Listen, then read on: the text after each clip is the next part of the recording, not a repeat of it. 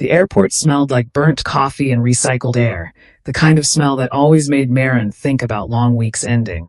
Around her, people moved with that restless energy airports always carried late at night. Wheels dragging across tile floors, jackets half on, children asleep against shoulders, voices calling out names after days apart. Maren stood beside baggage claim carousel 7, with one hand wrapped around the handle of her burgundy suitcase. The small leather tag tied to the zipper brushed against her wrist every time the conveyor belt jerked forward.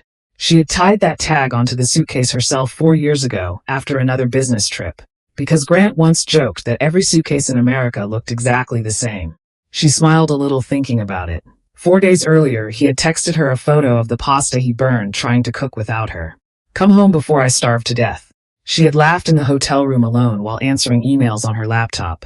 She remembered staring at his message longer than necessary, because the truth was, she missed him too. The flight from Denver had been delayed twice because of rain over Portland. She was tired in that deep, heavy way that settled behind the eyes, after too much coffee and too many conversations with clients in conference rooms without windows. All she wanted now was home. Her own shower, her own bed. The oversized gray sweater she always stole from the back of the closet, because it still smelled faintly like cedar detergent in winter.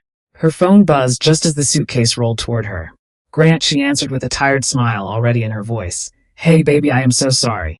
Something clattered loudly over the speaker behind him. Dishes maybe, restaurant noise, voices.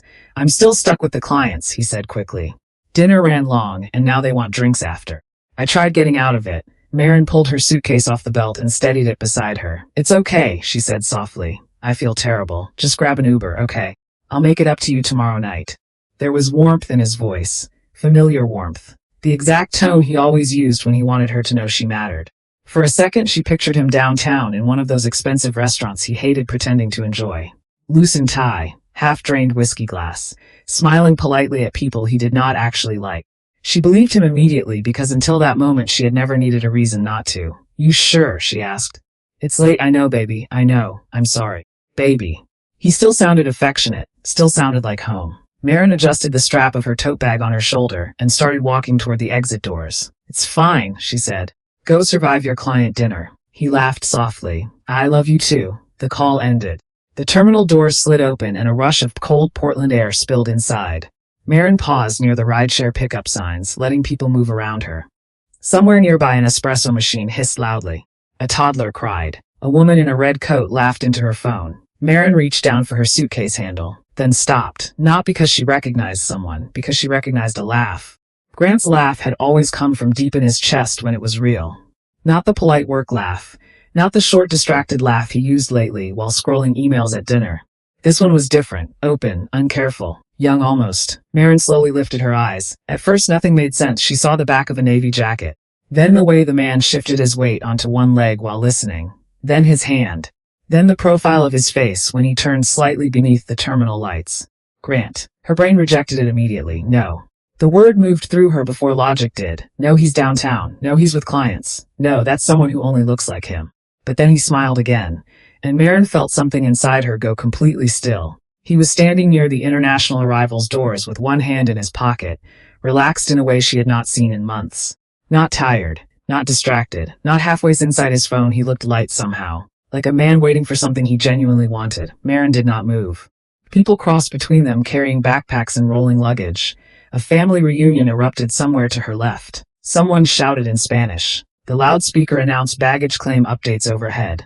But everything around her suddenly felt far away. Grant checked his watch. Then the arrival doors opened. A woman stepped through pulling a silver suitcase behind her. Dark coat, long caramel-colored hair. White sneakers. She looked exhausted in the ordinary way travelers looked exhausted. But the second she spotted Grant, her whole face changed. She smiled like someone arriving home. Grant walked toward her immediately. No hesitation, no confusion, no awkwardness. Like this moment had already happened 100 times in his head. Maren watched him reach for the suitcase first. Not the woman, the suitcase. Familiar, comfortable, automatic. Then the woman touched his arm. Grant leaned closer to say something near her ear, and she laughed softly. Maren's grip tightened around the handle of her own suitcase. Her chest did not explode the way movies always pretend it does when betrayal arrives. She did not feel dramatic heartbreak, no tears, no shaking. What she felt first was confusion. Not confusion about what she was seeing. Confusion about how long she had not been seeing it. because suddenly tiny moments from the last year began rearranging themselves inside her mind like furniture in a dark room finally switched under a light. The extra business trips, the sudden password changes, the late-night client calls, the distance during conversations, the distracted nodding. The way he started saying, "You worry too much," whenever she noticed something slightly off. None of it had looked dangerous alone. Together it formed a shape. Grant took the silver suitcase handle from the woman's hand and started walking beside her toward the parking garage exit. And then it happened. Small, tender, almost invisible. The woman leaned closer while walking. Grant lowered his head and kissed the top of her hair without even thinking about it. Not lust, not performance. Habit, the kind born from repetition. Maren stood 20 feet behind them, with her burgundy suitcase beside her, while her husband walked another woman toward the parking garage, using the same gentle gestures he once used on her. Maren did not remember ordering the Uber. Later, when she tried to replay the night in her mind, there would simply be missing pieces. The parking garage lights, the cold air outside the terminal, the driver asking for her name twice before she answered. Everything after the airport felt strangely muted, like her body had lowered the volume on the world so her mind could survive the drive home. The Uber smelled faintly like peppermint gum and rain-soaked fabric. A small pine tree air freshener swung from the rearview mirror every time the driver changed lanes. Portland traffic crawled slowly under wet streetlights while windshield wipers dragged rhythmically across the glass. Maren sat in the back seat with her burgundy suitcase beside her and stared out the window. Her phone buzzed. Grant, not a call this time. A text. "Miss you already." Maren looked at the screen for several seconds without blinking. Outside, headlights smeared into long silver lines against the rain. Another text arrived before she answered the first. "Can't wait to hold you tonight." Her stomach turned then. Not dramatically. Not violently. Just a slow, heavy drop inside her chest like an elevator descending too fast. Because 20 minutes earlier, she had watched him lower his mouth onto another woman's hair with unconscious tenderness. And now he was texting her like nothing had happened. Like love was simply a language he handed out wherever convenient. The driver glanced at her through the mirror. "You okay back there?" Maren looked up quickly. "Yeah, just tired. Airport pickups will do that to you," he said with a small laugh. "My wife refuses to travel anymore unless I personally come get her. Says Uber drivers scare her." He chuckled softly to himself. 23 years married and she still acts like I'm the only man in Oregon who knows how to drive. Maren forced a faint smile. "That sounds nice." "It is nice," he said. "Marriage gets hard sometimes, but little things matter. Showing up matters." The words landed harder than he could possibly know. Showing up matters. Maren turned her face back toward the rain-streaked window before he could see her expression change. Because suddenly her mind would not stop replaying tiny moments. Grant on FaceTime from hotel rooms with beige curtains behind him. Grant saying he was exhausted from work dinners. Grant sending heart emojis between meetings. Grant missing Thanksgiving shopping because a client needed him. Grant stepping outside during her birthday dinner to answer a conference call. At the time, every explanation had sounded reasonable because adult life was full of reasonable things: schedules, deadlines, fatigue, stress. Marriage, she thought now, did not usually collapse all at once. It eroded quietly. Unbelievable, her phone buzzed again. "You home yet, baby?" Maren stared at the word baby. That word suddenly felt horrifying to her. Not because it was cruel, because it had apparently meant nothing. The driver turned down a quieter residential street, lined with dark wet trees and glowing porch lights. "My wife used to wait up for me every night when I worked construction," he said casually. "Didn't matter how late. Said she slept better hearing the front door open." He smiled to himself again. "I spent years thinking that was just what wives did. Took me a long time to realize it was love." Maren swallowed hard. Something inside her cracked slightly then. Not from jealousy, not even from betrayal. From the unbearable realization that she had spent years translating neglect into understanding. Traffic slowed again near a red light. Her phone lit up once more. "You're quiet tonight, Grant." Still performing husband, still performing concern, still standing inside a version of reality he believed she had not seen through yet. Maren locked the phone screen and placed it face down on her lap. The driver finally pulled into her neighborhood nearly 40 minutes later. Their house sat near the end of a quiet tree-lined street, where every porch light glowed warm against the rain. Maren had once loved this neighborhood because it felt safe and steady and grown up. The kind of neighborhood where people remembered garbage day and watered each other's plants during vacations. Tonight it looked unfamiliar. The porch light was on. Grant always forgot to leave it on. Maren thanked the driver quietly and dragged her suitcase through the wet walkway toward the front door. The house smelled wrong the second she stepped inside. Not obvious, not strong, just different. Something sweet underneath the familiar cedar candle she always kept near the entry table. Vanilla maybe. Or floral shampoo. She closed the door slowly behind her. The kitchen light glowed softly over the counters. Her eyes moved automatically across the room, the same way they always did after trips. Mail stack, keys, countertops, sink. Everything looked mostly normal, but not entirely. There was oat milk in the refrigerator. Grant hated oat milk. Said it tasted like sad cereal water. Maren stood there, staring at the carton longer than necessary. Next to the sink hung a hand towel she did not recognize. Cream-colored linen with tiny stitched blue flowers near the edge. Not hers. Not from their house. Her chest tightened again. Still no tears.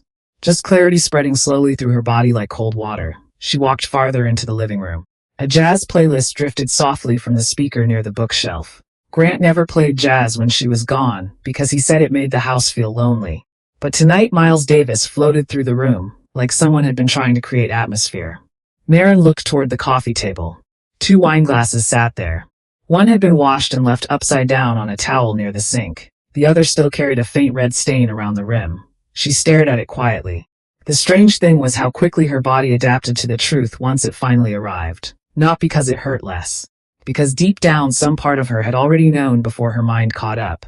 Maren bent slowly beside the kitchen trash can to throw away the paper receipt from the Uber ride. Then she stopped. Inside the trash bin near the top sat another receipt folded once down the middle. Restaurant receipt, dark ink, 2 entrees, 1 bottle of wine. Maren unfolded it carefully. The date printed across the top was 3 nights ago. Wednesday. The same Wednesday Grant had texted her at 11:30 at night saying, "Still stuck at work, baby. Don't wait up for me." Maren did not call him. That surprised even her. She thought there would be shouting once the truth became undeniable. She thought anger would arrive loud and immediate, the way movies taught people betrayal was supposed to happen. Plates breaking, tears, demands, someone storming out into the rain. Instead, she cleaned the kitchen counter. She rinsed the wine glass slowly under warm water and placed it carefully beside the sink. She folded the unfamiliar hand towel and left it exactly where she found it.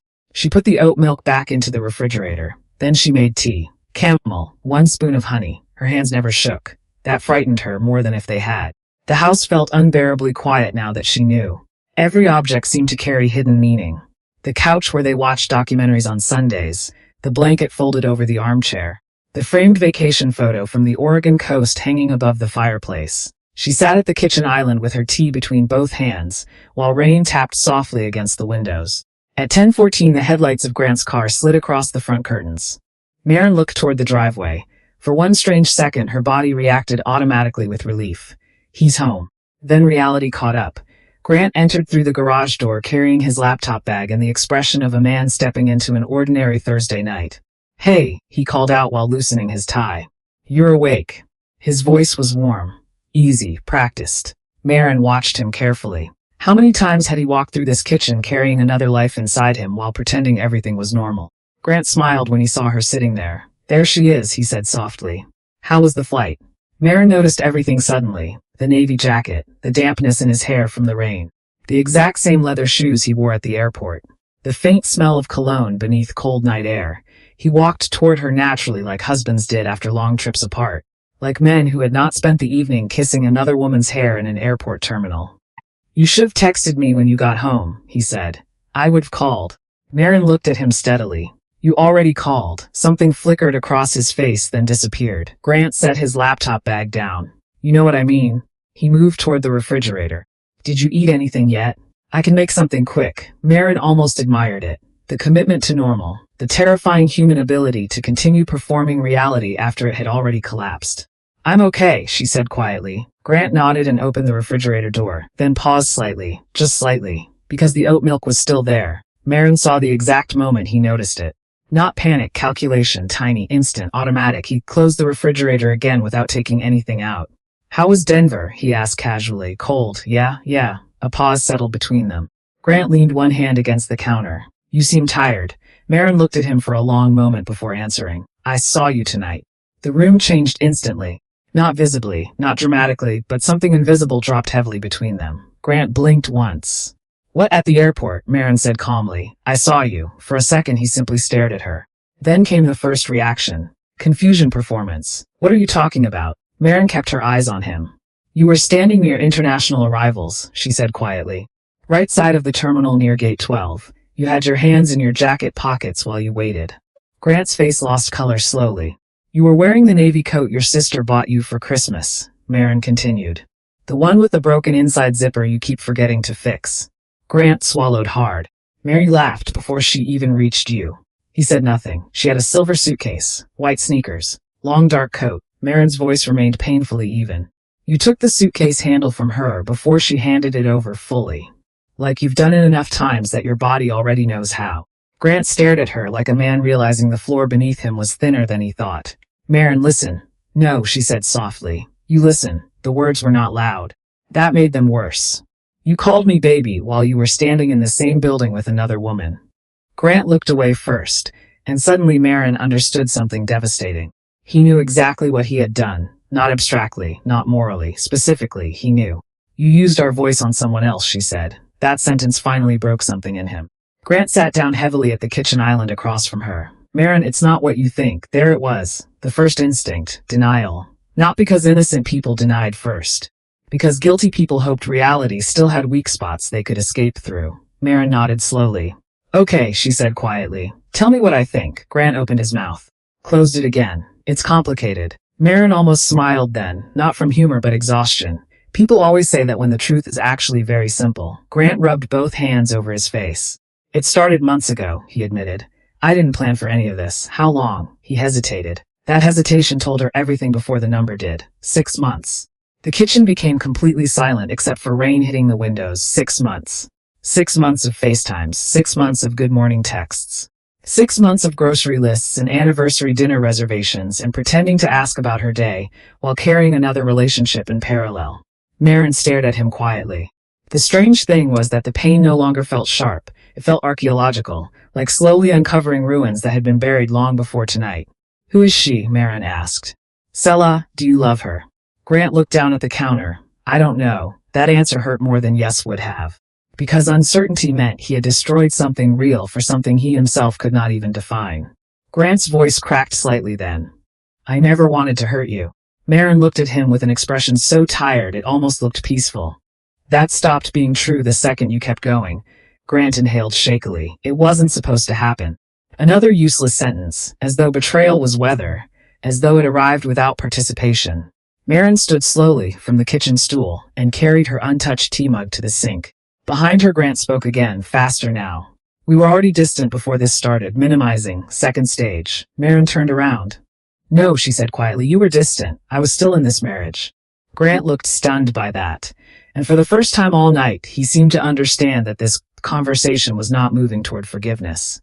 Maren leaned lightly against the counter. The worst part is not even the affair, she admitted softly. Grant looked up. It's realizing I've been talking to a performance for months. His eyes closed briefly. You came home every night and acted like my husband, she continued. You asked about my meetings. You reminded me to take vitamins. You called me during layovers. You kissed me goodbye in the mornings. Her voice wavered for the first time, then steadied again. You became an actor inside our life, and I loved you enough not to notice. Grant looked like he wanted to say something comforting, but there was nothing left that did not sound offensive now. Maren walked past him toward the hallway. I need you to leave tonight. Grant stood immediately. Maren, I'm serious. Please don't do this right now. She turned toward him again. Something inside her had shifted permanently at the airport. She could feel it now. The quiet, irreversible movement of trust dying. I spent 40 minutes in an Uber replaying every version of you from the last 6 months, she said softly. And every memory suddenly had another person standing just outside the frame. Grant looked shattered now, not because he suddenly understood her pain fully, because consequences had finally become real.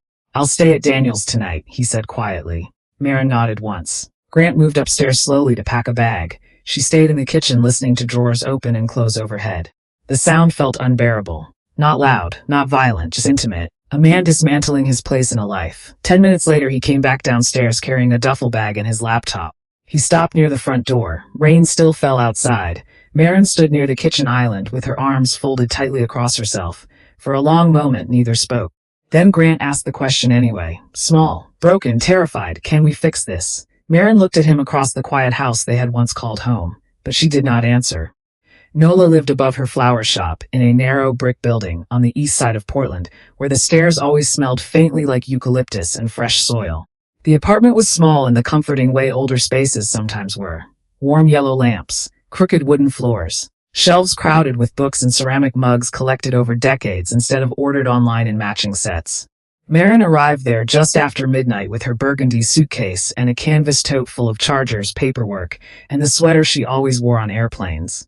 Nola opened the door before Maren even knocked properly. One look at her face and she stepped aside immediately. "No questions tonight," Nola said softly. "You can talk tomorrow." Maren nodded once. That kindness almost broke her more than betrayal had. Because grief did not always enter through cruelty. Sometimes it entered through the first safe place after cruelty. Nola made tea while Maren sat quietly at the kitchen table staring at the rain moving down the windows. Neither woman spoke much. At one point, Nola simply placed a folded blanket over the back of the chair beside her and said, "You snore when you're emotionally exhausted. I'm warning you now so you don't get embarrassed tomorrow." Maren laughed unexpectedly, a small broken laugh, but real, and it was the first real thing she had felt all night. The next morning she woke before sunrise automatically. Years of marriage had trained her body into schedules that no longer had anywhere to go. For several seconds she forgot where she was. Then memory returned all at once. Airport, Grant, Sella, the kitchen, can we fix this? Maren closed her eyes again briefly. Beside the bed her phone lit up. 3 unread texts from Grant. "I'm sorry, please talk to me. I never wanted this to happen." Maren placed the phone face down without answering. Then she sat up slowly and did what she always did when life became overwhelming. She organized. That was the strange thing about invisible labor. People thought it came from personality, from being naturally responsible or good at details. But most invisible labor came from anxiety, from understanding that if you did not remember everything, nobody else would. By 8:30 that morning, Maren had already created 3 lists in a legal pad Nola kept near the refrigerator. Immediate financial exit strategy, no crying, no dramatic collapse, just structure. Nola watched her quietly over coffee. "You know you're making spreadsheets before you've even processed this emotionally." "I process emotionally while making spreadsheets," Maren replied. Nola sighed softly. "That's maybe the saddest sentence I've ever heard." Maren almost smiled. Over the next week, the true shape of her marriage began revealing itself piece by piece, not through romance or memories, but through administration. Tax folders, insurance renewals, mortgage schedules, vehicle registrations, dental appointment reminders, holiday calendars, prescription refill dates for Grant's mother, passwords for utility accounts, homeowners association dues, quarterly pest control appointments. The plumber who gave them discounted rates because Maren always sent Christmas cards. The exact week the dishwasher warranty expired. The folder containing every appliance manual in the house. Maren had built systems for all of it, color-coded, labeled, timed. Not because anyone asked her to, because if she did not do it, life became chaos faster than most people realized. One afternoon, she logged into the shared household calendar to remove herself from future notifications. That was when she noticed Grant had never once updated anything himself in 7 years. Not birthdays, not maintenance reminders, not medical appointments, nothing. His life had moved smoothly because someone else had quietly pushed it forward every day behind the scenes. And the worst part was, nobody called that work. People called it being organized, being thoughtful, being a good wife. Labor only became visible once it stopped happening. By Thursday, Maren sat cross-legged on Nola's couch, with folders spread across the coffee table while rain hit the fire escape outside.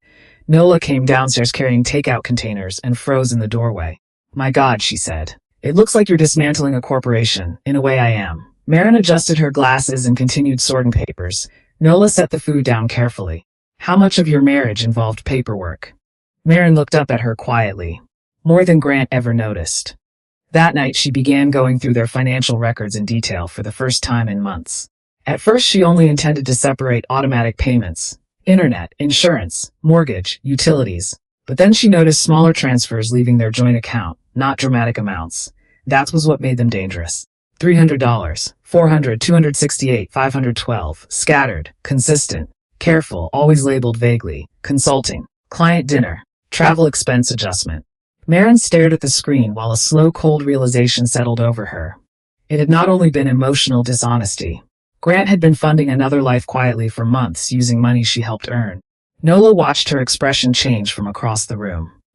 Maren turned the laptop slightly toward her. Nola scanned the transfers and muttered one sharp curse under her breath.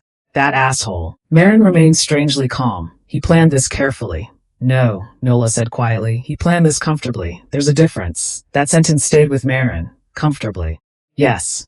Grant had cheated comfortably because someone else was carrying the invisible weight of his life while he did it. Someone was remembering birthdays while he booked hotel rooms. Someone was renewing insurance while he bought dinners for another woman. Someone was keeping the mortgage calendar updated while he lied over FaceTime. Maren leaned back slowly against the couch cushions. For the first time, anger finally arrived. Not explosive anger, something deeper. The fury of realizing how much of herself she had poured into a structure that treated her effort as background noise. Nola sat beside her quietly. You know what scares me most, Maren admitted softly. What? I think if I hadn't seen him at the airport, this would have continued for years. Nola did not answer immediately, because they both knew that was true. Affairs often survived, not because they were hidden well, but because good people worked very hard to preserve the reality they believed in. Maren closed the laptop. Outside, rainwater slid slowly down the windows. Inside, the apartment smelled like basil from the flower shop downstairs. I keep thinking about something, Maren said quietly. Nola waited. I spent years believing love looked like making someone's life easier. Her voice cracked slightly, then steadied. And maybe sometimes it does. But somewhere along the way I became responsible for his entire existence while calling it partnership. Nola reached over and squeezed her hand once. That's not partnership, she said softly. That's disappearing.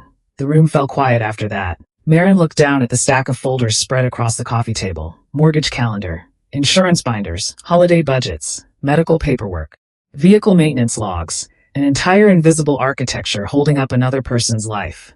And suddenly she understood something clearly. Revenge would be easy. She could cancel accounts dramatically, miss deadlines intentionally, destroy his credit, create still labor. And she was tired, deeply tired, not sleepy tired, soul tired. The kind of exhaustion that came from spending years holding up structures nobody noticed you were carrying. Maren inhaled slowly. Then she began separating her name from everything quietly. No speeches. No sabotage. No dramatic threats. Just absence. Just gravity finally removed from the system it had been holding together. And somewhere across Portland, without fully realizing it yet, Grant's carefully balanced life had already begun the slow process of collapsing under the weight of things he never noticed someone else was carrying for him every single day. Sela moved into the house 3 weeks after Maren left. Not officially at first. At first it was just a toothbrush near the sink, a phone charger beside the bed, an extra pair of shoes near the front door. Then one overnight bag became 3. 3 became drawers, drawers became shelves. Eventually her shampoo replaced Maren's entirely. The transition happened quietly enough that Grant almost convinced himself it was natural. That was the strange thing about people who avoided consequences for long enough.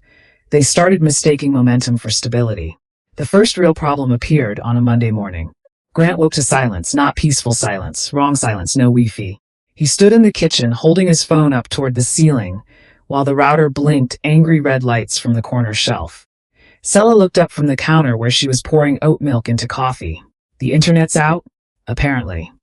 Grant called the provider while searching for his laptop charger with growing irritation. After 20 minutes on hold, a tired customer service representative finally explained that the automatic payment method linked to the account had expired. The account itself had originally been registered under Maren's name. Grant stood in the kitchen staring blankly at the wall while the woman on the phone explained reconnection fees. When was the payment due, he asked. Last week, sir. Last week. The same week Maren removed herself from the household systems. Grant paid the overdue balance with his debit card and tried to laugh it off afterward. Annoying, he muttered. Sela nodded slowly but said nothing. That evening another issue appeared. A letter from the homeowners association sat inside the mailbox warning them about improper garbage placement. Grant read it twice. What does this even mean? Sela glanced over his shoulder. Apparently recycling bins had to face inward after pickup or residents could receive fines after repeated violations. Grant frowned. That's ridiculous. But when Thursday came, another notice arrived. Then another. Not because the rules changed, because Maren had always quietly remembered them before anyone noticed they existed. The dishwasher began leaking 2 days later. Not flooding, not dramatic. Just a thin, steady drip underneath the sink that slowly warped the cabinet floor. Grant crouched beside it one evening with a flashlight, while Sela stood nearby holding paper towels. Didn't you say you already fixed this? I thought I did. The truth was Maren had always called the repair company before small issues became large ones. Grant had never realized the dishwasher even needed maintenance because every time something broke slightly, It somehow stopped being broken before he had to think about it. By the second week, Sela noticed something unsettling. The house looked the same, but it no longer felt stable. Tiny disruptions kept appearing everywhere like cracks beneath fresh paint. The garbage schedule, the leaking sink, the expired car registration sticker, the internet issue, the stack of unopened mail growing near the entry table. Nothing catastrophic, that almost made it worse. Real life rarely collapsed dramatically. It eroded through neglected details. One Friday morning, Grant walked into the kitchen already frustrated. My mom called. Sela looked up from her laptop. What happened? She ran out of medication because the pharmacy never filled the prescription. Sela frowned. Why not? Grant rubbed tired hands over his face. Maren used to handle the refill reminders. The sentence sat heavily in the room. Used to. Sela looked at him carefully. You didn't know when your own mother's medication needed refilling? Grant looked defensive immediately. She had a system for all that stuff. Sela noticed the wording. Not we. She. Later that afternoon, another envelope arrived. Insurance. Grant opened it while standing at the kitchen counter. Then went completely still. What? His eyes moved across the page again. Our homeowner's coverage lapsed. Sela straightened slowly from the couch. What does that mean? It means the automatic renewal didn't process. Why not? Grant already knew the answer before he said it. Maren handled the renewals. Sela watched him call the insurance company immediately. At first he sounded calm, then irritated, then strained. By minute 27 his voice had changed entirely. No, I understand the policy expired, he said tightly. I'm asking why nobody contacted us. A pause. Yes, I understand emails were sent. Another pause. Grant closed his eyes briefly. Yes, that email address belonged to my wife, not my ex-wife. Not Maren. My wife. Sela noticed that too. The call lasted almost an hour. When it ended, Grant sat heavily at the kitchen table staring at the paperwork while rain pressed softly against the windows. The premium's higher now, he muttered. How much higher? Almost 40%. Sela leaned against the counter quietly. Grant looked genuinely shaken, not because of money exactly. Because for the first time, he was seeing the machinery underneath adult life. All the invisible maintenance that kept disaster from arriving. And slowly, painfully, he was realizing Maren had been carrying nearly all of it. That night, Sela wandered through the house, unable to sleep. The living room lamp still cast warm yellow light across the shelves, the same way it always had. Maren's herb planters still sat near the kitchen window. The labeled pantry containers remained neatly organized inside cabinets: rice, pasta, flour, emergency batteries, cold medicine. Every drawer carried evidence of systems somebody built carefully over years. Sela opened the hallway closet and froze. Inside hung a laminated seasonal maintenance checklist: winter plumbing, smoke detector batteries, gutter cleaning schedule, vehicle inspections, insurance renewal reminders, everything dated, everything tracked. At the bottom, Maren had written in neat handwriting, "Doing small things on time prevents large things later." Sela stared at the sentence for a long moment, then quietly closed the closet door. The boiler warning arrived the following Tuesday. Overdue servicing, potential warranty void if maintenance was not completed within 30 days. Grant sat at the kitchen island with the notice in one hand while searching online for repair companies with the other. "Did you know boilers needed annual service season?" he asked without looking up. Sela answered honestly. No. Grant laughed once under his breath. Not humor. Apparently Maren did. That sentence lingered in the air. Apparently Maren did. The dishwasher still leaked. The insurance was still unresolved. The HOA warnings continued. Grant's mother was angry about the medication refill mistake. The car registration renewal sat forgotten on the counter for 6 days before either of them remembered it again. One issue after another, not chaos, consequence. And underneath all of it sat a growing realization neither of them wanted to say aloud. Grant had not actually built the stable adult life Sela believed she was stepping into. He had occupied one. A life maintained quietly by another woman's constant attention. The realization settled into Sela slowly over days. At first it felt uncomfortable, then embarrassing, then deeply unattractive. One Wednesday evening she came downstairs and found Grant sitting at the kitchen table surrounded by paperwork. Insurance documents, HOA notices, boiler servicing quotes, vehicle registration forms. He looked exhausted in a way she had never seen before. Not romantic exhaustion, not overworked exhaustion, administrative exhaustion. The exhaustion of someone suddenly forced to participate fully in his own life. Grant looked up as she entered. "I've been on hold with insurance for 45 minutes. Sela nodded quietly. The kitchen remained silent except for the faint jazz music playing from the speaker. Miles Davis again. Sela suddenly realized something that made her stomach tighten. The jazz had probably never been Grant's idea either. She studied him carefully while he rubbed both hands across his face in frustration. For months she had seen him as composed, capable, grounded. But sitting here now among overdue notices and leaking appliances and forgotten responsibilities, he looked strangely unfinished. Like someone who had mistaken dependence for maturity. Grant finally looked up. What? Sela held his gaze for a second too long before answering. Nothing. But it was not nothing. Because for the first time since meeting him, she began seeing Grant not as the man who created this life, but as the man who inherited its comfort without understanding what it cost the person maintaining it. At first, Sela told herself Maren had probably been controlling. That explanation felt comfortable. Women like Maren were always described the same way after marriages ended. Organized, particular, intense, too involved in everything. The kind of woman who color-coded calendars and corrected grocery lists and remembered everyone's passwords. Grant had used softer words in the beginning. She liked things done a certain way. Then later, after enough wine and enough late-night conversations, the language became heavier. She made the house feel exhausting sometimes. Sela believed him because people usually believe the person standing closest to them, and because Grant never described Maren as cruel, only difficult. At the time that distinction mattered to Sela. Now she was not so sure. It started with small discoveries.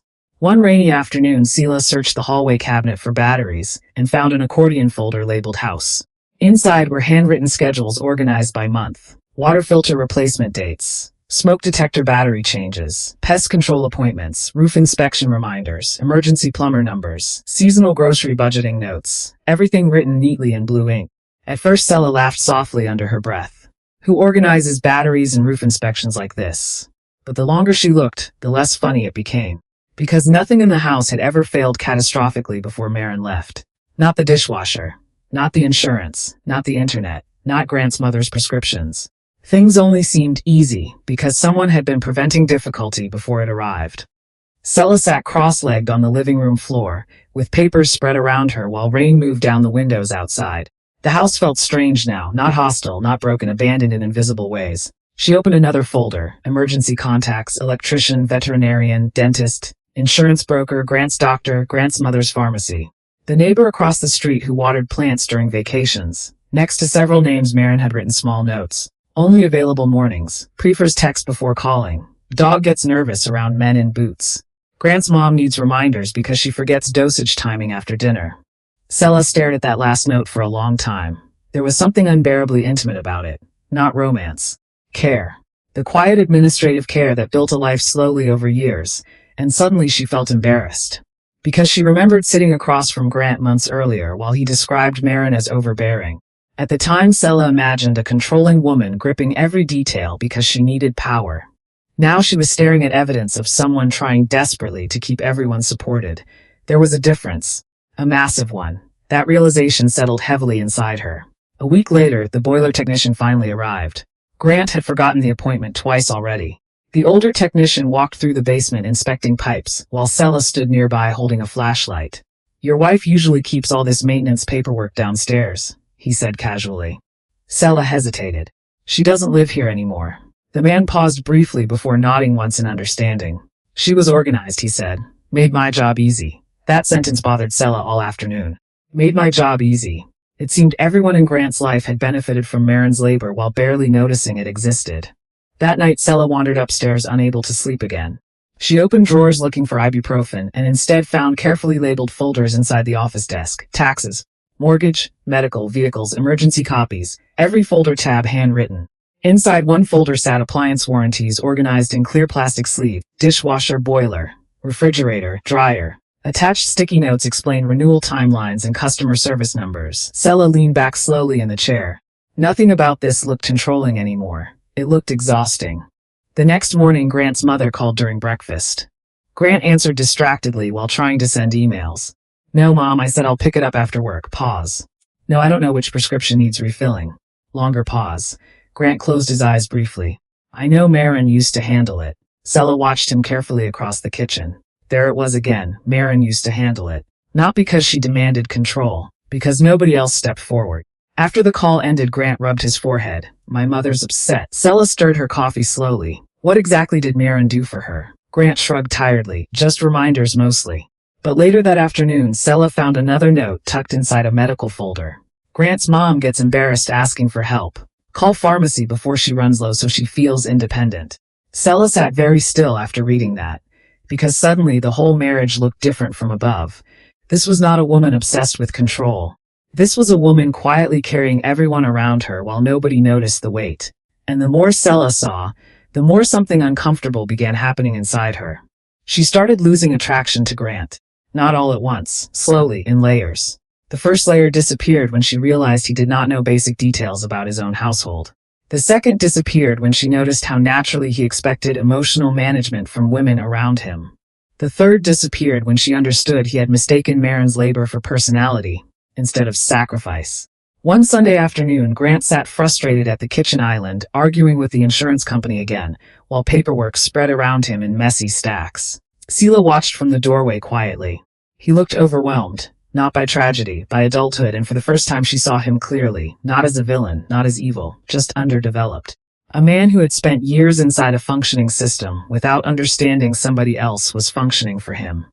Grant finally hung up the phone and swore under his breath. This whole house is falling apart. Sela looked at him for a long moment before answering quietly. No, she said. The person holding it together left. Grant looked up sharply. Neither spoke after that, but something shifted permanently inside Sela. That evening she sat alone in the bedroom while rain tapped softly against the windows. Her phone rested in her hand unopened. Across the hallway, Grant moved around downstairs, opening cabinets, closing drawers, muttering to himself while searching for paperwork he still could not find without Maren's systems guiding him.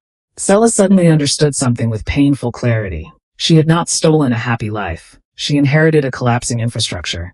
The realization hollowed something inside her, because attraction depended partly on trust. And trust required believing the person beside you could carry the weight of their own existence. Now everywhere she looked, she saw evidence that another woman had been doing it for him.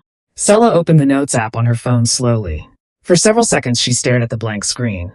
Then she typed a title, Things Maren Used to Handle. Underneath it she began listing everything she had discovered so far. Internet payments, insurance renewals, garbage schedules, prescription reminders, appliance servicing, HOA notices, holiday planning, tax folders, emergency contacts, vehicle registrations, warranty dates, birthday gifts for Grant's family. The list kept growing. And somewhere deep inside her, without fully admitting it yet, Sela began understanding that the life she thought she was entering had never actually belonged to Grant at all. Sela was still in the house when Grant first understood what alone actually meant. Not physically alone. She was upstairs that morning, moving quietly through the bedroom, closing drawers with the careful softness of someone who did not want to start a conversation she already knew would hurt. Her suitcase sat open on the floor near the bed. A pile of folded sweaters lay beside it. Her phone charger was already gone from the nightstand. Grant saw all of it when he passed the doorway on his way downstairs. He did not ask what she was doing. Not because he did not know, because asking would make it real. The kitchen looked the way it had looked for weeks now, half functioning, half waiting for someone competent to rescue it. Insurance papers were spread across the island. An HOA letter leaned against the salt shaker. A dishwasher manual lay open beside a flashlight and 2 wet towels. The refrigerator hummed too loudly in the corner. A grocery bag from the night before sat on the counter, still unpacked, because Grant had forgotten there was frozen food inside until it was too late. He stood there in his own kitchen and realized he did not know where the paper towels were stored. For 7 years, they had simply existed. That was the first thing that frightened him. Not the insurance problem, not the HOA warning, not the dishwasher leak, the paper towels, the small ordinary absence of knowledge that exposed something larger. Grant opened one cabinet, then another. Plates, mugs, mixing bowls, baking sheets he had not used once in the entire marriage. Finally, he found the paper towels in the laundry room on the second shelf behind extra detergent and a labeled bin that read, light bulbs and batteries. Maren's handwriting. He stared at it longer than necessary. The label was neat, small, practical, nothing dramatic, just evidence that someone had known the future would need help and had prepared for it before anyone else thought to ask. He carried a roll back to the kitchen and crouched in front of the dishwasher. The drip was worse now, not flooding. Just steady enough to demand attention. He watched water gather slowly along the cabinet edge and felt a ridiculous, helpless anger rise in him. Then shame followed it, because he knew exactly where that anger wanted to go. It wanted to blame Maren for leaving. It wanted to say she had made herself too necessary. It wanted to call her controlling one more time, so he would not have to call himself dependent. Grant pressed the paper towel against the leak and closed his eyes. For years he had called the feeling pressure. Maren reminding him about his mother's birthday. Pressure. Maren asking if he had mailed the car registration. Pressure. Maren checking whether the insurance renewal went through. Pressure. Maren writing grocery lists and keeping passwords updated and putting dates on a shared calendar. Pressure. But sitting on the kitchen floor with water soaking through his socks, he finally saw it differently. Pressure had been the name he gave to being protected from consequences. And because he did not like the feeling of being reminded, he punished the person doing the reminding.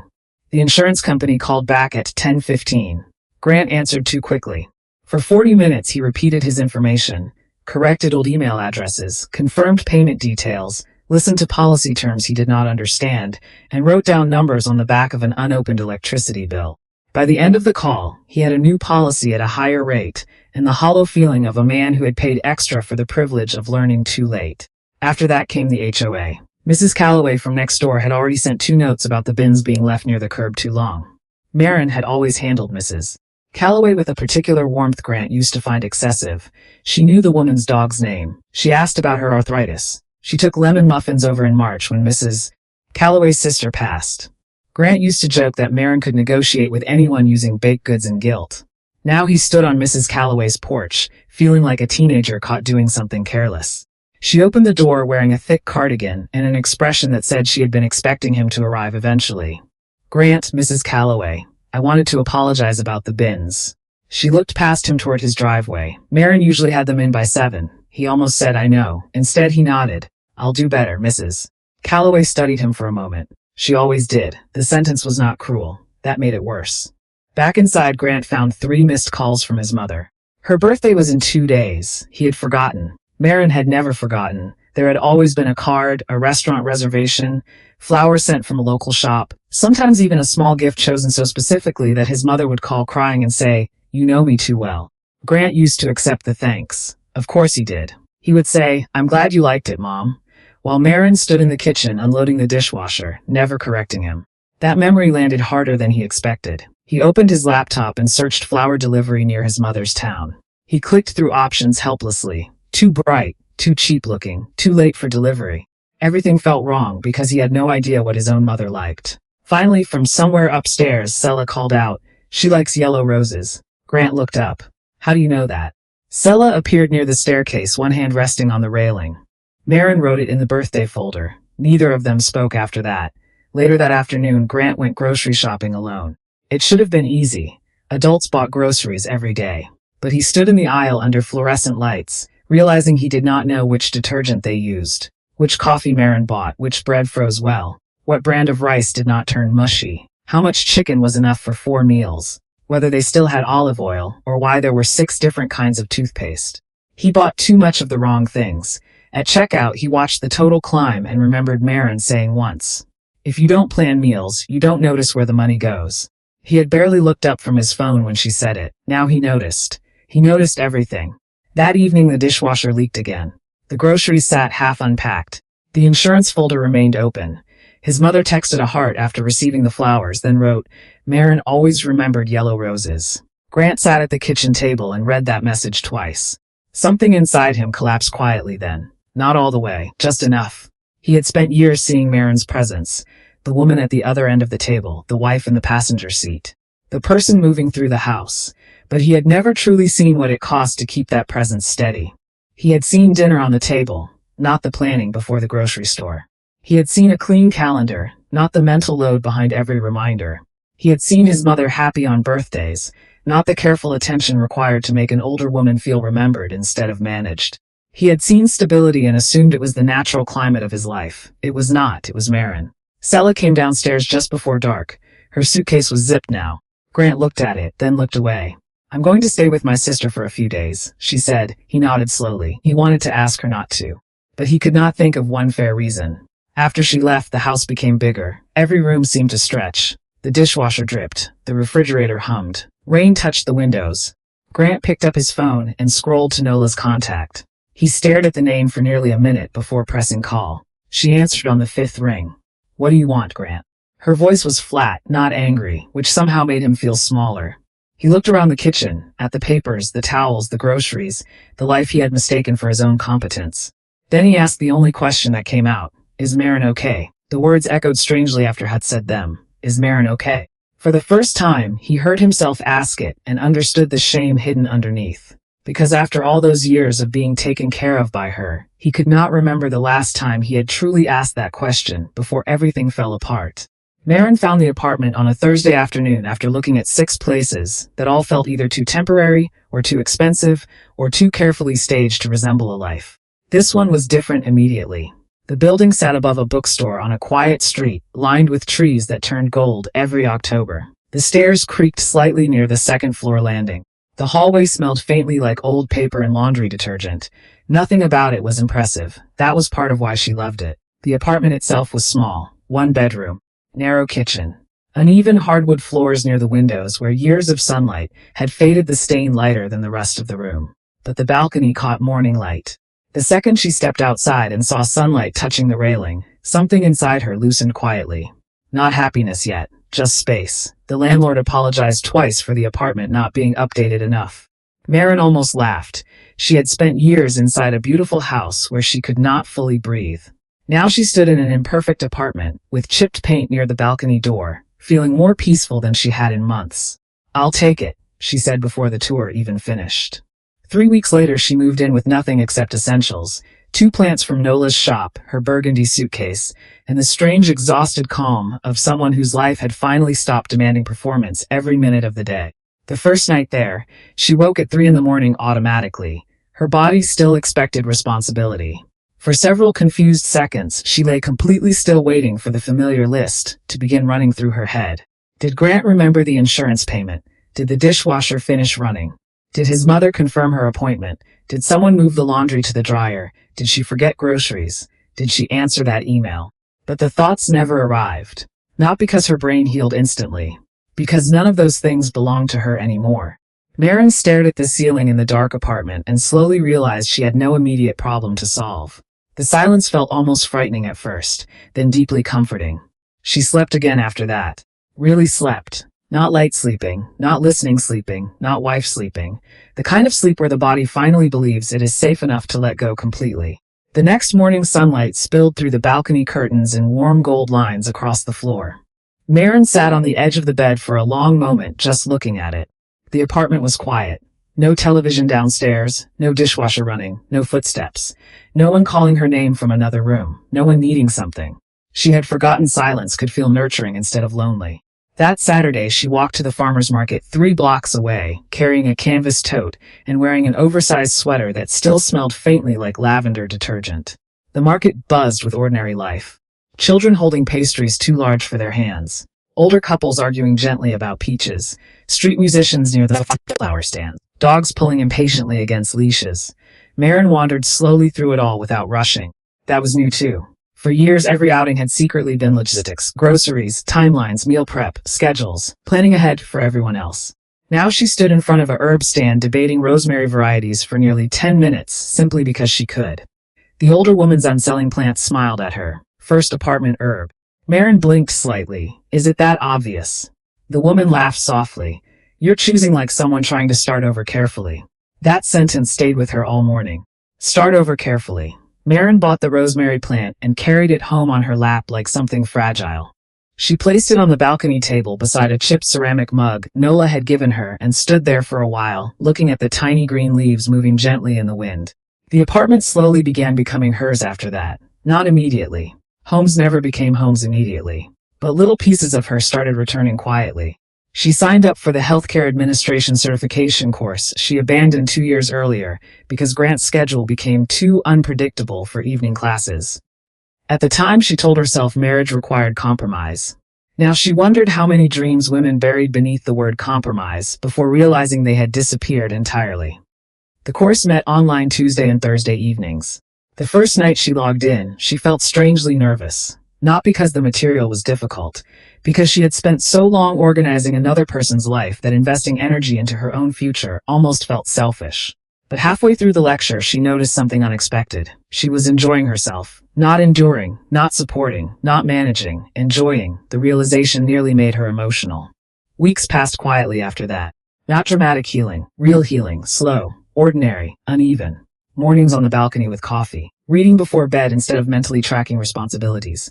cooking simple meals only when hungry, leaving dishes overnight because nobody would judge her for it, listening to music she liked without negotiating volume or mood. One evening she realized she had not checked her phone anxiously in hours. Another night she noticed she no longer braced internally when hearing footsteps outside her apartment door. The tension had lived inside her body so long she stopped recognizing it until it disappeared. Nola visited often, usually Saturday mornings with pastries and gossip from the flower shop downstairs. One morning they sat together on the balcony wrapped in sweaters, while rain clouds moved slowly over Portland rooftops. Nola looked around the apartment and smiled. "You know what's weird? What? You look younger here." Maren laughed softly. "That sounds insulting somehow." "I mean, your face is softer," Nola corrected. "You used to look like you were listening for emergencies all the time." Maren looked down at her coffee. Because that was exactly how marriage had felt near the end. Like permanent emotional surveillance. Listening for disappointment. Listening for conflict. Listening for another thing needing management. Nola reached over and touched the rosemary plant lightly. "This thing's growing fast," Maren smiled. "I think it likes the sunlight." They sat quietly after that, watching people move along the street below. Then Nola asked carefully, "Do you miss him?" Maren thought about it honestly. "I miss who I thought he was," she admitted. "But I don't miss disappearing." The words settled gently between them, because that was the truth underneath everything. Maren had not only lost a marriage, she had nearly lost herself inside the maintenance of someone else's comfort. And now that she was finally outside of it, she saw something clearly for the first time. Some women are not weak at all. They are simply so busy carrying everyone around them that they stop noticing how exhausted they are becoming. The world praises them for being dependable, while quietly consuming every part of them. Until one day they wake up and realize they have not belonged to themselves in years. A month later, Maren stood barefoot in the kitchen one early Sunday morning, while coffee brewed beside the open balcony door. Sunlight warmed the floorboards. The rosemary moved gently in the breeze. Somewhere downstairs, a bookstore employee unlocked the front entrance. Maren looked around the apartment absent-mindedly. Then she laughed. Not polite laughter. Not reaction laughter. Real laughter. It surprised her enough that she stopped immediately afterward. The sound lingered in the room. Maren stood very still beside the coffee maker, as realization moved slowly through her chest. That was the first genuine laugh she could remember having in a very long time. Sela stayed 2 more weeks after the phone call to Nola. Not because she believed things would improve. Because leaving a life always took longer than people imagined, even when the life never fully belonged to you in the first place. During those 2 weeks she watched Grant carefully. Not emotionally anymore, observationally. Like someone slowly realizing the structure she trusted had cracks running through every wall. Most nights Grant sat at the kitchen island surrounded by paperwork, insurance forms, HOA notices, appliance repair invoices, grocery receipts shoved carelessly beside unopened mail. The dishwasher still leaked occasionally despite 2 repair attempts. The boiler company left another voicemail asking to confirm servicing. Grant forgot twice. The house no longer felt warm. It felt managed badly. That difference mattered more than Sela expected. One Tuesday evening she came downstairs around midnight and found Grant asleep at the kitchen table with reading glasses still on and a utility bill stuck beneath one arm. The overhead light cast hard shadows across his face. He looked older now, not because suffering had transformed him, because responsibility finally had. Sela stood there for a long moment watching him sleep. The strange thing was she no longer felt angry, disappointed maybe, sad sometimes, but mostly she felt clarity. She understood now that Grant had not lied only to Maren. He had lied to himself too. For years he believed stability was part of his personality, instead of the result of another person's continuous labor. And because he believed that, he moved through life with the confidence of someone standing on invisible scaffolding, without realizing it was holding him upright.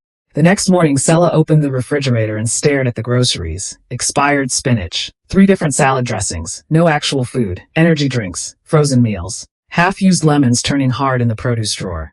Grant entered wearing wrinkled clothes and rubbing sleep from his eyes. "We need groceries again," he muttered. Sela looked at him quietly. "We just bought groceries 4 days ago."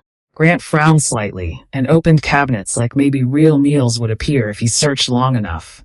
That moment affected her more than the affair ever had, because attraction depended partly on trust in another person's ability to participate in life beside you. And suddenly Grant no longer looked like a partner. He looked like someone permanently waiting for support he did not know how to create himself. That afternoon, Sela sat alone in the office, sorting through paperwork she planned to take with her. Most of the drawers still carried traces of Maren. Not emotionally dramatic traces. Functional ones, labeled folders, sticky notes, emergency contacts, instructions for appliance maintenance. A holiday budget spreadsheet clipped neatly together with handwritten notes about Grant's mother preferring yellow roses over lilies, because lilies reminded her of funerals. Sella closed her eyes briefly. That detail almost undid her. Because nobody taught women to see this kind of labor as love, but it was love. Massive amounts of it. Care stretched across years until it became infrastructure. And somehow the person doing it slowly disappeared inside the process. Sella opened her phone and looked again at the list she started weeks earlier. Things Maren used to handle. The list had grown disturbingly long. Household budgeting, insurance renewals, garbage schedules, doctor reminders, warranty tracking, pet birthday planning, pet medication, vehicle servicing, emergency savings organization, seasonal shopping, tax preparation. And underneath all of it, something harder to name. Emotional anticipation. The exhausting invisible work of noticing problems before they arrived. Sella suddenly understood why Maren looked tired in every photo Grant had shown her. Not physically tired, internally consumed. Grant came home early that evening carrying takeout containers and trying too hard to sound normal. I got Thai food. Sella nodded politely. They ate mostly in silence. Rain pressed softly against the windows. The jazz playlist played again from the speaker near the bookshelf, but now Sella recognized something she missed before. Grant never chose the music himself. It simply kept replaying because Maren once programmed the speaker settings. Even the atmosphere in the house had belonged to her. After dinner, Grant carried dishes to the sink. Sella watched him carefully for several seconds. Then she spoke quietly, "I'm leaving tomorrow." Grant froze slightly, not shocked. He had known. Still, hearing it aloud seemed to hollow him out. For good. Sella nodded once. Grant stared down at the sink. Is this because things have been stressful lately? Sella almost answered yes because it would have been easier. But easy answers were part of how all of this happened in the first place. No, she said softly. It's because I finally understand what happened here. Grant looked at her then. Rain tapped gently against the kitchen windows behind him. Sella leaned back against the counter and chose her words carefully. When we met, I thought you were stable. Grant said nothing. I thought you were grounded, responsible, emotionally mature. Her voice stayed calm. But I don't think you built this life, Grant. His expression tightened slightly. That's not fair. It is fair, she said quietly, because I've spent weeks living inside the aftermath. Grant looked away first. Sella continued softly. I don't think you know how to build a life. I think someone built one around you. The words landed heavily between them. Not cruel. True. Grant's shoulders lowered slowly. Sella looked around the kitchen one last time. The paperwork. The leaking dishwasher towel. The unopened insurance folder. The grocery list written in handwriting that was not his. Everything suddenly looked unbearably sad to her. Not because the marriage ended. Because Maren spent years holding this entire structure together, while the people benefiting from it called her difficult. Sella picked up her glass of water and set it gently in the sink. I don't hate you, she admitted quietly. But I think you've spent a very long time confusing being cared for with being complete. Grant looked like he wanted to defend himself. But exhaustion had finally made honesty easier than performance. So he stayed silent. The next morning, Sella carried her suitcase downstairs just after sunrise. No screaming, no accusations, no cinematic goodbye. Grant stood near the doorway while she adjusted her coat. Take care of yourself, he said finally. Sella looked at him for a long moment. Then she answered honestly, you should learn how to do that too. After she left, the house became completely still. Not peaceful stillness, empty stillness. Grant stood alone in the kitchen while the refrigerator hummed quietly and rainwater slid down the windows in thin silver lines. For the first time since Maren walked out, the house no longer sounded temporarily disrupted. It sounded abandoned. And standing there beside the leaking dishwasher and stacks of unpaid attention, Grant finally heard the full weight of silence inside a life that someone else had spent years holding together for him. 1 year later, the apartment no longer looked temporary. That surprised Maren sometimes. For months after moving in, she treated the place like a waiting room, a space between lives. She kept telling herself she would decorate later, buy proper shelves later, hang pictures later, choose curtains later. Later had become a habit during marriage. Later when Grant's work calmed down. Later when finances felt safer. Later when life became less complicated. Later when everyone else needed less from her. But one quiet Saturday morning in early spring, Maren stood barefoot in the kitchen watering herbs along the balcony door and realized something simple. Nobody was coming to hand her life back. She had to start living it while she was inside it, so she did. Slowly. The balcony became the first real change.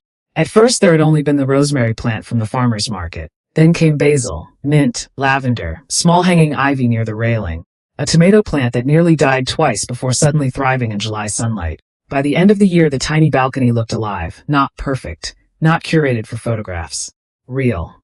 Green leaves moved gently in the Portland wind, while morning sunlight spilled across the wooden table, where Maren now spent most weekends drinking coffee and reading course materials before the city fully woke up. The certification program ended in October. Maren completed it with distinction. The email arrived on a rainy Tuesday afternoon, while she sat wrapped in a blanket answering work messages from her laptop. Congratulations. Simple word. Huge feeling. She stared at the screen for a long moment before covering her mouth with one hand and laughing softly to herself. Not because the certification itself solved everything. Because she finished something she once abandoned to make another person's life easier. That mattered. A month later, she accepted a new position with a healthcare consulting company downtown. Better pay. Better hours. More responsibility in the kind of way that energized her instead of draining her. On her first morning there, she stood in the office elevator holding coffee in one hand and suddenly realized nobody in the building knew her as someone's wife. She was simply Maren. The thought felt strangely emotional. She had spent so many years becoming useful that she forgot she existed separately from usefulness. Now pieces of herself kept returning unexpectedly. She started reading novels again, listening to music while cooking, taking long walks without turning them into errands, buying flowers simply because she liked having flowers around. Nola noticed it first. "You move differently now," she said one morning while helping repot balcony plants. "What does that mean? You used to move like somebody listening for alarms." Maren laughed softly. It was true. Marriage had turned her into a permanent emergency response system, always anticipating, always preparing, always smoothing over problems before they became visible. Now silence no longer felt dangerous. It felt earned. That winter, during the first cold week of December, Maren finally unpacked the last thing still sitting untouched in her closet, the burgundy suitcase. She placed it carefully on the bed and stared at it for a long moment. The leather tag still hung from the zipper. The wheels still carried faint scratches from airport floors. A baggage sticker from Denver remained half-peeled near the handle. For an instant she was back there again. Airport lights, cold recycled air, Grant's voice on the phone. "Baby, just take an Uber." The silver suitcase. The kiss against Sella's hair. Maren sat slowly on the edge of the bed. What strange objects suitcases were. People filled them while believing they knew where they were returning. That suitcase carried the final version of her old life inside it. The woman who packed it in Denver still believed she was loved safely. The woman who rolled it back through Portland Airport understood something entirely different. For months after the separation, Maren thought the airport had been the worst night of her life. The humiliation, the disbelief, the feeling of watching reality split open in public, while strangers walked past carrying coffees and backpacks in ordinary evenings. But time changed the shape of memory. Now when she thought about that night, something else stood out more clearly. It was the first moment she stopped lying to herself. Not about Grant, about her own exhaustion. Because deep down, long before the airport, part of her already knew something was wrong. Not affair wrong, disappearance wrong. She had become background infrastructure inside her own life. Useful. Reliable, necessary, but no longer fully visible. The airport simply forced truth into the open where she could no longer organize around it, or excuse it, or absorb it quietly. Maren opened the suitcase slowly. Inside remained a hotel luggage tag from Denver and an old notebook she forgot to unpack. She flipped through the notebook absent-mindedly. Most pages contained schedules, work notes, lists. Then halfway through she found a sentence written late at night in rushed handwriting she barely remembered. "I am tired of earning rest I never actually get to feel." Maren stared at the words silently. She did not even remember writing them. That realization hurt more gently now, like touching an old bruise that no longer controlled your movement. Outside the balcony door, rain moved softly against the railing while headlights glowed below on the wet street. Maren closed the notebook and leaned back against the bed. There were still difficult days sometimes. Healing was not cinematic. Freedom was not constant happiness. Some nights she still woke from dreams where she was back in the airport, watching Grant smile at another woman. Sometimes paperwork from the divorce still arrived unexpectedly and ruined entire afternoons. Sometimes loneliness slipped into the apartment quietly after dark. But loneliness and disappearance were not the same thing. That distinction changed everything. One evening near Christmas, Maren sat on the balcony wrapped in a blanket with rosemary, brushing lightly against her arm while the city glowed softly below. Nola had gone home an hour earlier after helping decorate a tiny tree near the bookshelf. Jazz music drifted quietly from the apartment speaker. Actual jazz this time chosen intentionally by Maren herself. She looked around the apartment slowly, the plants, the books, the coffee mug beside her chair, the certification framed near the kitchen, the silence. All of it belonged to a life she finally occupied fully instead of managing from the edges. And suddenly she understood something she wished more women were taught younger. There are humiliations in life that feel unbearable when they happen. Moments where love leaves publicly. Moments where illusion collapses. Moments where you realize you have spent years carrying people who never fully noticed the weight. But sometimes those moments are not destruction. Sometimes they are interruption. The first crack in a life that was quietly erasing you long before anyone else noticed. Maren looked once more at the burgundy suitcase beside the bedroom door. That suitcase had carried her through everything. The woman she used to be. The night everything shattered. The apartment above the bookstore. The beginning of her own life again. It was the object that divided before from after. Not because it held betrayal, because it marked the day she stopped abandoning herself to keep everyone else comfortable. And maybe that was the strangest truth of all. The worst night of her life had also been the first honest night she had lived in years. If this story meant something to you today, tell us in the comments. Have you ever realized that being needed and being loved are not the same thing? And have you ever had a moment where you finally stopped carrying what was never yours to hold?